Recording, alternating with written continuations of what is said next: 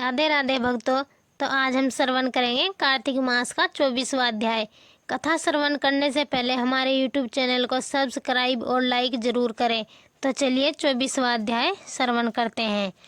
लिखवाओ से निज दया से सुंदर भाव बताकर कार्तिक मास 24वां अध्याय सुनो सुधार कर।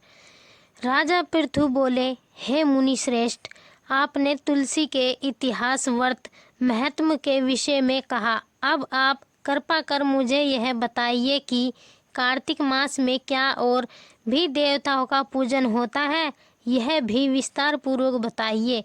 नारद जी बोले, पूर्व काल की बात है, सहा पर्वत पर करविकर में धर्मदत्त नामक विख्यात कोई धर्मज्ञ ब्राह्मण रहते थे।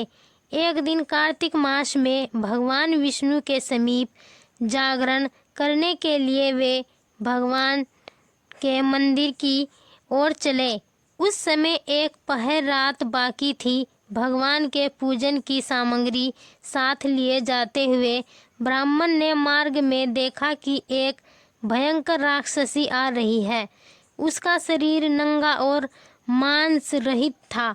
उसके बड़े बड़े दांत, लपकती हुई जीभ और लाल नेत्र देखकर ब्राह्मण भय से थर्रा उठे। उसका सारा शरीर कांपने लगा। उन्होंने साहस करके पूजा की सामग्री तथा जल से ही उस राक्षसी के ऊपर प्रहार किया। उन्होंने हरि नाम का स्मरण करके तुलसी दल मिश्रित जल से उसको मारा था, इसीलिए उसका सारा पातक नष्ट हो गया।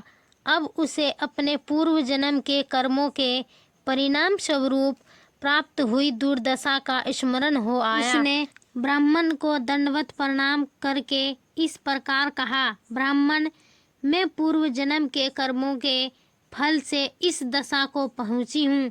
अब मुझे किस प्रकार उत्तम गति प्राप्त होगी?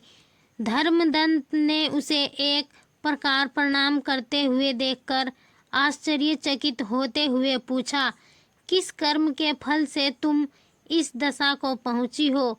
कहाँ की रहने वाली हो? तुम्हारा नाम क्या है और आचार व्यवहार कैसा है? ये सारी बातें मुझे बताओ। उस राक्षसी का नाम कलहा था। कलहा बोली, ब्राह्मण, मेरे पूर्व जन्म की बात है। सौराष्ट्र नगर में भिक्षु नामक एक ब्राह्मण रहते थे। मैं उनकी पत्नी थी। मेरा नाम कलहा था और मैं बड़े क्रूर स्वभाव की स्त्री थी। मैंने वचन से भी कभी अपने पति का भला नहीं किया, उन्हें कभी मीठा भोजन नहीं परोसा, सदा अपने स्वामी को धोखा ही देती रही। मुझे कलह विशेष प्रिय था, इसलिए मेरे पति का मन मुझसे सदा उद्विग्न रहता था।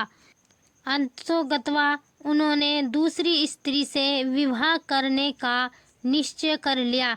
तब मैंने विष खाकर अपने प्राण त्याग दिए।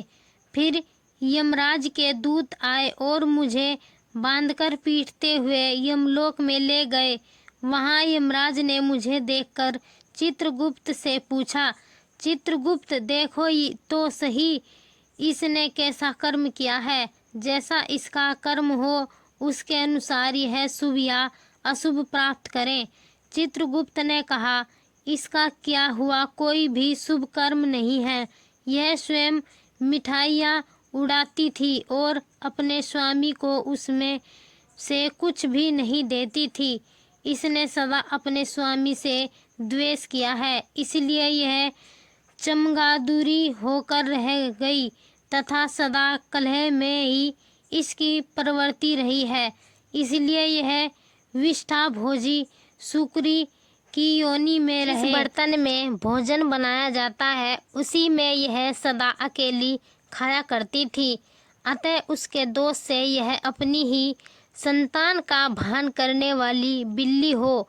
इसने अपने पति को निमित्त बनाकर आत्मघात किया है, इसलिए यह अत्यंत निर्दयी स्त्री प्रेत के शरीर में भी कुछ काल तक अकेली ही रहे। इसे यमदूतों द्वारा निर्जल प्रदेश में भेज देना चाहिए। वहाँ दीर्घकाल तक यह प्रेत के शरीर में निवास करे। इसके बाद यह पापिनी शेष 3 योनियों का भी उपभोग करेगी। कलहा ने कहा, विप्रवर, मैं वही पापिनी कलहा हूँ। इस प्रेत शरीर में आए मुझे 500 वर्ष बीत चुके हैं। मैं सदैव भूख प्यास से पीड़ित रहा करती हूँ। एक बनिए के शरीर में प्रवेश करके मैं इस दक्षिण देश में कृष्णा और वेणी के संगम तक आई हूँ। जो ही संगम तट पर पहुँची त्यों ही भगवान शिव और विष्णु के पार्षदों ने मुझे बलपूर्वक बनिए के शरीर से दूर कर भगा दिया। तब से मैं भूख का कष्ट सहन करती हुई इधर उधर घूम रही हूँ। इतने में ही आपके ऊपर मेरी दृष्टि पड़ गई। आपके हाथ से तुलसी मिश्रित जल का संसर्ग पाकर मेरे सब पाप नष्ट हो गए हैं। द्विज श्रेष्ठ, अब आप ही कोई उपाय कीजिए। बताइए, मेरे इस शरीर से और भविष्य में होने वाली भयंकर 3 योनियों के किस प्रकार मुक्त होंगी। कलहा का यह वचन सुनकर धर्मदत्त उसके पिछले कर्मों और वर्तमान अवस्था को देखकर बहुत दुखी हुआ। फिर उसने बहुत सोच विचार करने के बाद कहा, धर्मदत्त जी के कथन की कथा का वर्णन 25वें अध्याय में किया गया है। भक्तों, यह था कार्तिक मास का 24वां अध्याय। 25वां अध्याय श्रवण करने के लिए हमारा YouTube चैनल सब्सक्राइब जरूर करें। राधे राधे।